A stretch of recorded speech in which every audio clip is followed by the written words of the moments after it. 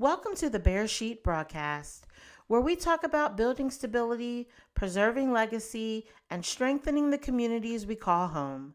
I'm Kalia Heaven Barak Yahu, founder and president of Bear Sheet, a 501c3 nonprofit here in the Richmond area. I'm honored you're spending this time with us. This show is a safe space for real conversations about homeownership, financial well-being, life decisions, and the choices that shape our families' futures. Today, we're talking about a topic that many families hear about but often don't fully understand: Medicaid. At Bear Sheet, our mission is simple but powerful. We empower families to build lasting stability by providing holistic education and compassionate support in homeownership, wealth building, and end of life planning.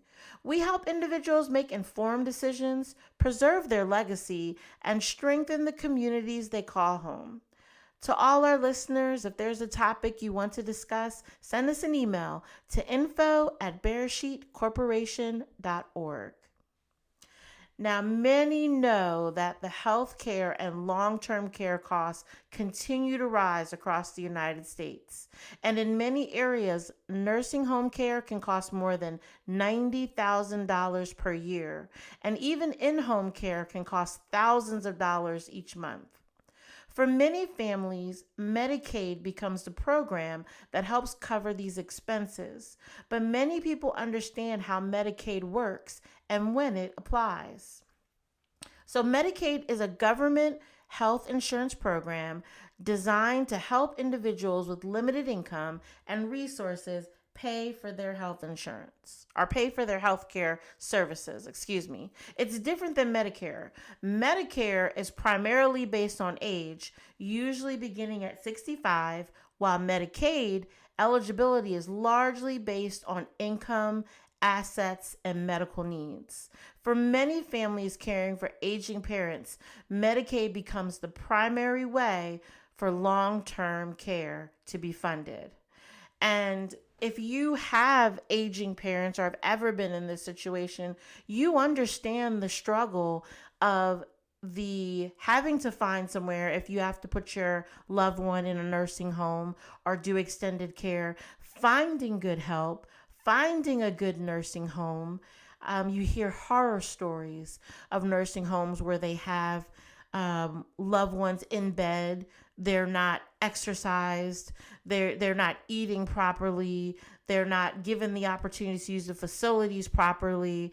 And you hear stories of people developing bed sores, getting sick, and years of their life being taken away because they're having bad care. So really understanding how Medicaid can help when you're in this situation and have to make these decisions is important so that you can start that planning early and be prepared if it's ever needed. Now, talking about the nursing homes and long-term care, that could be a broadcast for another day. I will share that it's very important that when we have to make these decisions on where family members have to be put, if they have to go into a nursing home or some type of care, to really vet the facilities, to see what the reviews are, go in there, make a unscheduled visit, see how the people are doing. There are some really good facilities out there. There's some good private facilities. There's a lot of men and women converting houses and making long-term care in their homes to make it more affordable for people. And then there are larger companies and they offer good care, but there are some that do not. And I remember my mom telling me of a story of a family member and how they were in a nursing care, and when they went to go see them in the nursing home, the vibrant, more seasoned lady had bed sores all up and down her legs. If my mom and her family hadn't intervened at the time, I don't even know if she would have been able to keep some of her limbs because it was so bad with all the bed sores. She was getting gangrene. There was a whole lot of things going on. The facility that family had put our relative in was not taking care of our relative, and my mom had to get involved with I think her sister and some others to really get there to be a better situation. So these things happen. And I know it's like we always hear the bad stories that go on, but and there are good stories out there, and those need to be commended and talked about as well.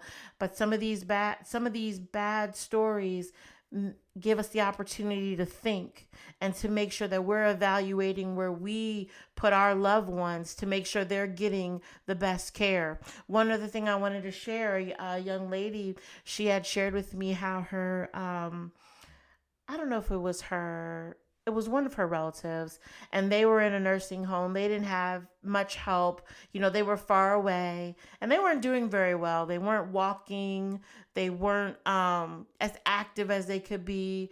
And when that relative came to live with them, they're now walking, they're now active, they're now more involved in different things. So these facilities and healthcare really makes a difference on the quality of life, sometimes mentally and physically. So those are some things to think about.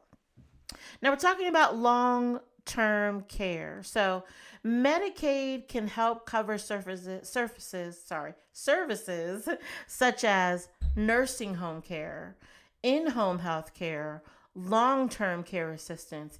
And for some, having that in-home care is much better than them having to put their loved one in a nursing home. Now, everybody's situation is different, and regardless of how we have to care for our aging family, we want it to be solid and good. We want to make those right informed decisions.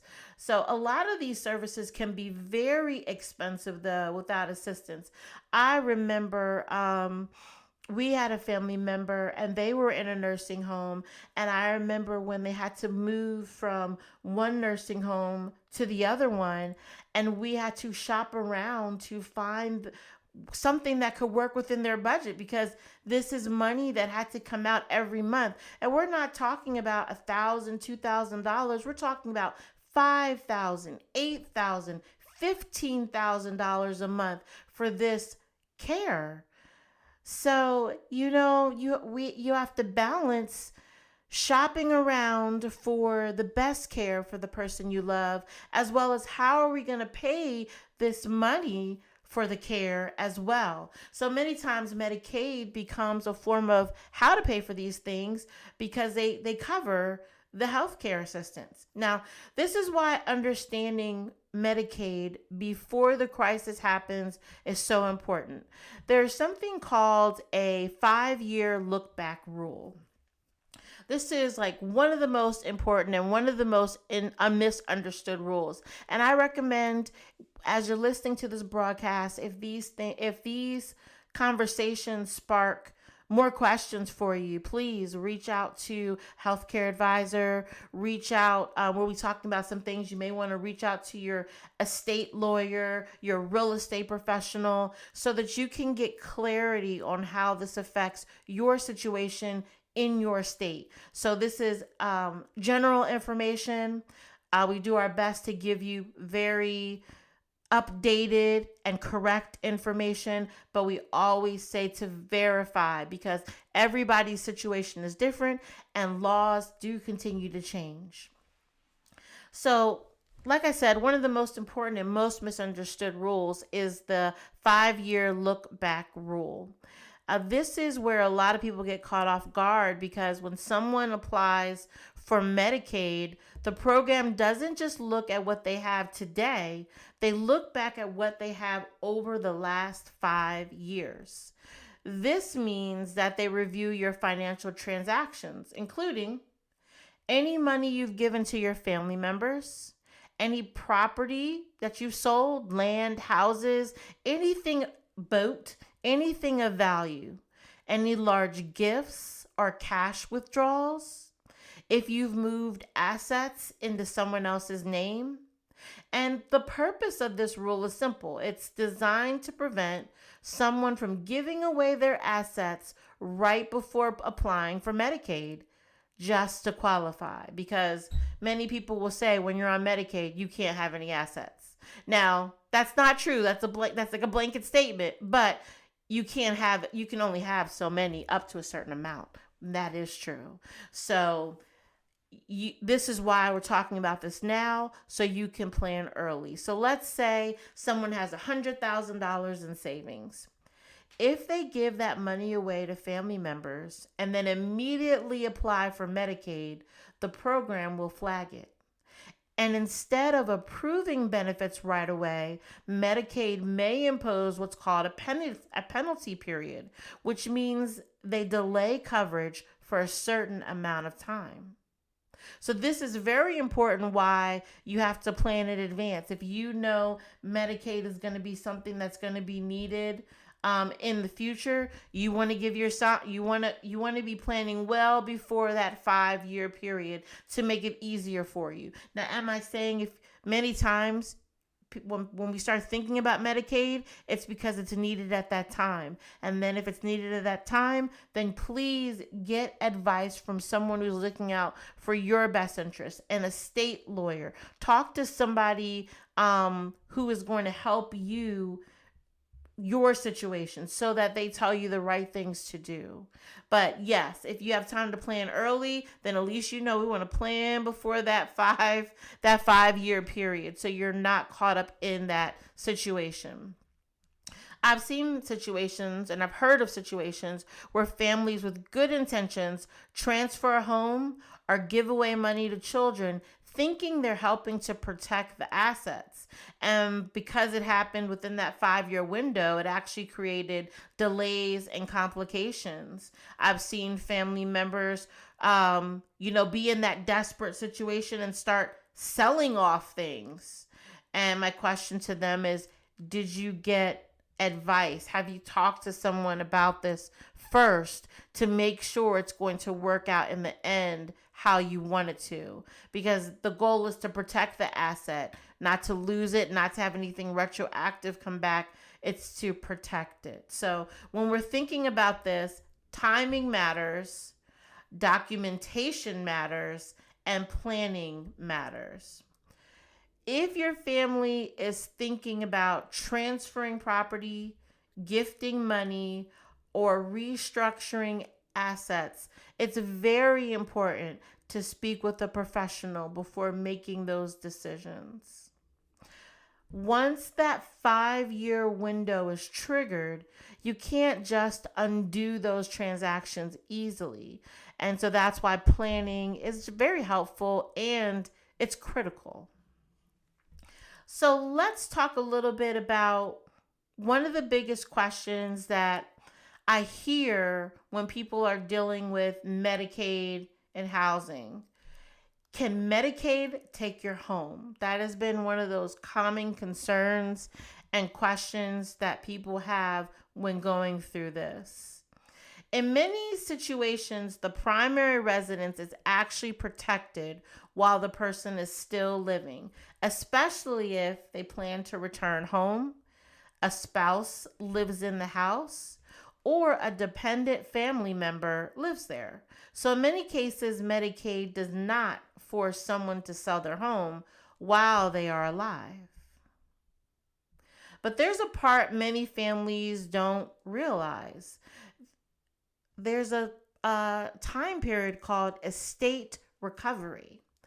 After a person passes away, states may attempt to recover the cost of care through something called Medicaid estate recovery. This means that the state may place a claim against the estate. That's your estate. When you pass away, you have an estate. This has all your assets and everything you've accumulated. So this means the state may place a claim against your estate, which could include your home, to recover what was spent on the care. To avoid something like this, you must plan and talk with the experts. So we're going to talk to you a little bit right now about how you plan. How do you plan for Medicaid before a health crisis happens? So, number one, start early. The first thing families need to understand is Medicaid planning should not start during the crisis. Ideally, you should go ahead and you should plan years before the care is needed, especially because of that 5 year block rule that we talked about earlier. Now, two, you want to understand what Medicaid looks at. Medicaid looks at more than just your income. They look at your savings, your property, your financial history, your medical needs. So these are all the things. This is why I think we've mentioned before trusts, wills, having everything lined out and explained, putting things in the right people's names early on, making the right people beneficiaries, all those things, because Medicaid is going to look at anything that can be considered income, including, like we said, your financial history. Now, number three, you need to know what is protected. Not everything has to be lost. Like in many cases, your primary residence may be protected while you're living, your personal belongings are protected, and certain assets are exempt. But you want to know what is protected specifically and based off of what you have so that you know how to prepare. Now, number four, avoid any quick decisions. When someone is going through that situation or going through Medicaid, it's like time is of the essence. You started the process. They're asking you questions. They're doing insight visits. They're wanting you to send all these things over. You're finding about how you can't have make more or have more than a certain amount of money to be able to get this care. And at that point, you're like, oh wow, and probably overwhelmed. But you still have to take a moment and pause. You can't make rush decisions because anything you do, it may be very hard to undo. So you may say to yourself, okay, let's go ahead. We're just going to transfer the house over to the son or the daughter. We're just going to go ahead and sell it. We're going to move the money from this account because if they don't know about this account, then they won't be able to see it.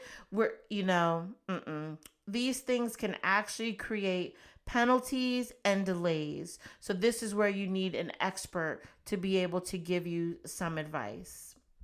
Number five, get organized. Go ahead and gather all those financial documents. Start looking at them.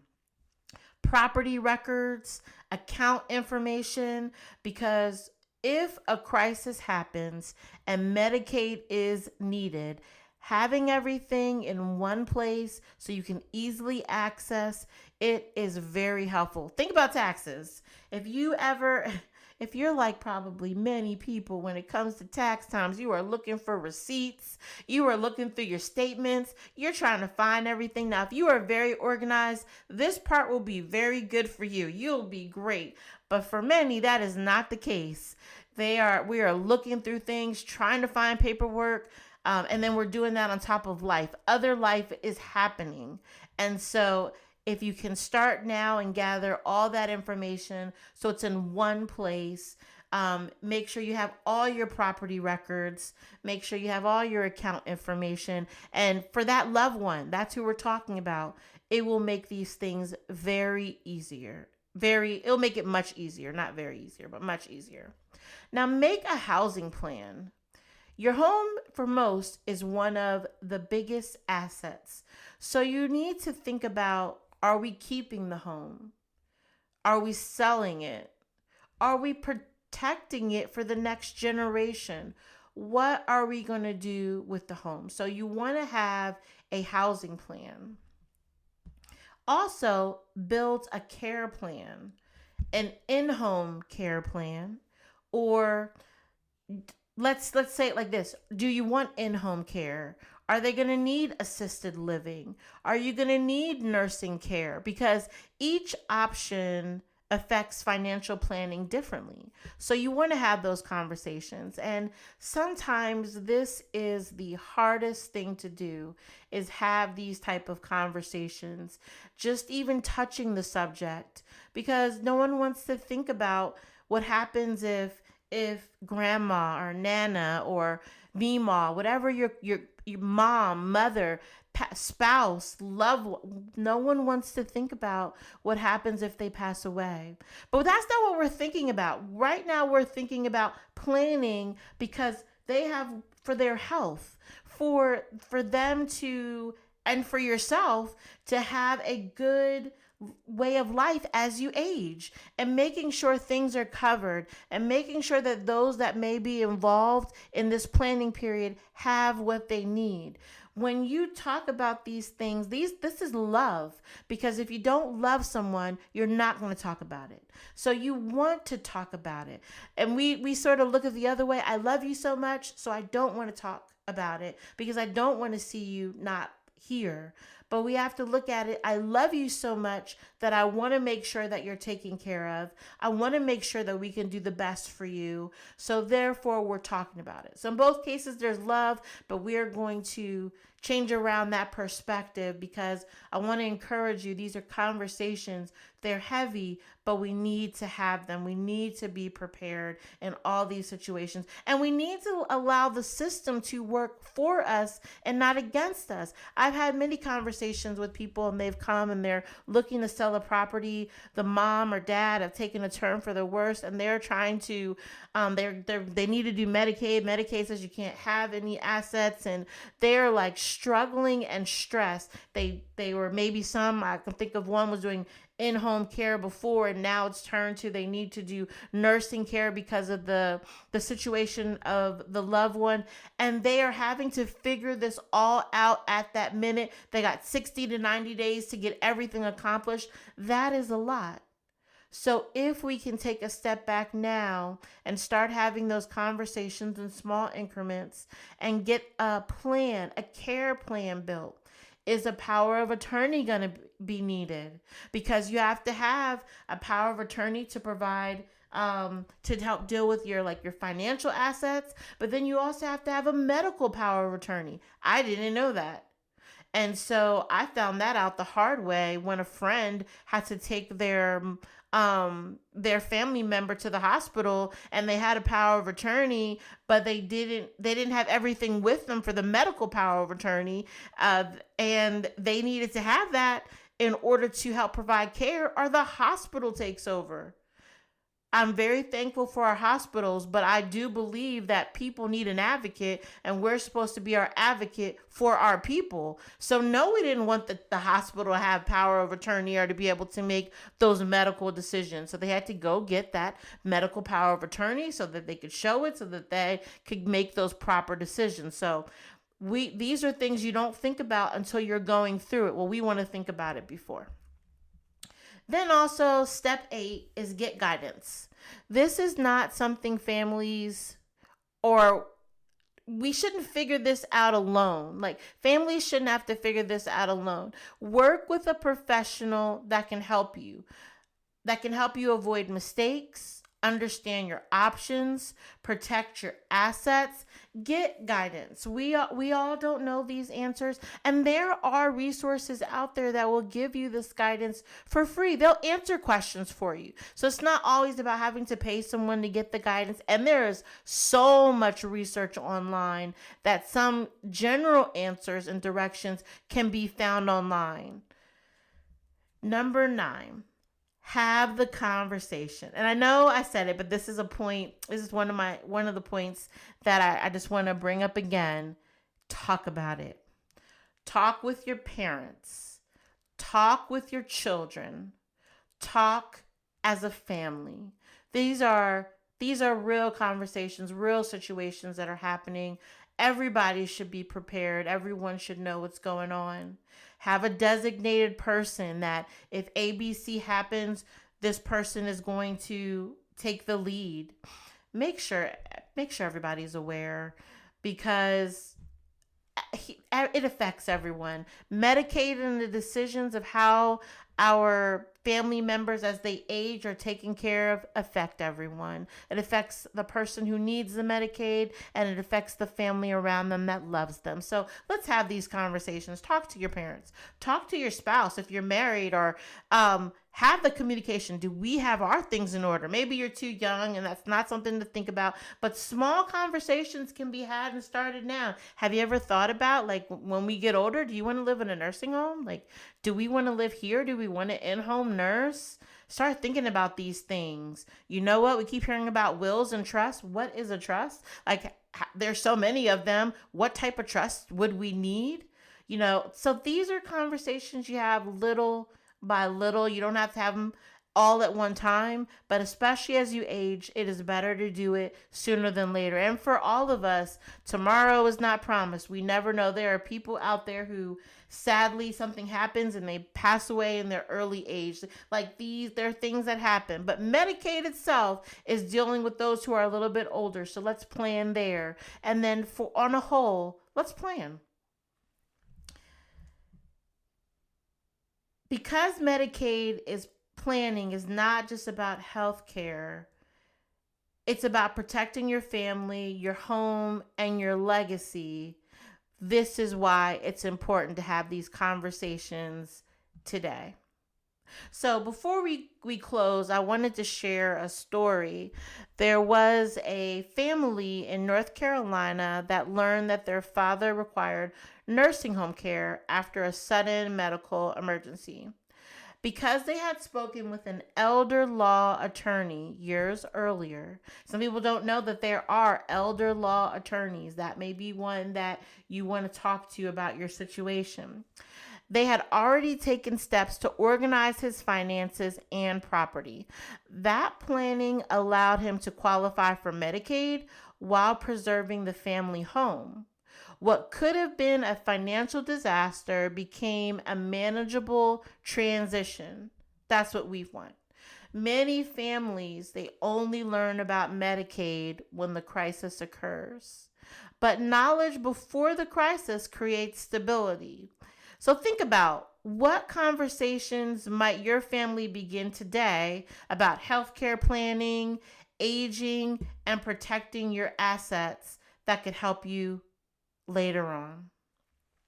If today's conversation gave you clarity or sparked questions, we invite you to connect with us. Visit bearsheetcorporation.org, email info@bearsheetcorporation.org, or call us at 844-405-3924. Again, our email is info@bearsheet, BRESHEET, corporation.org.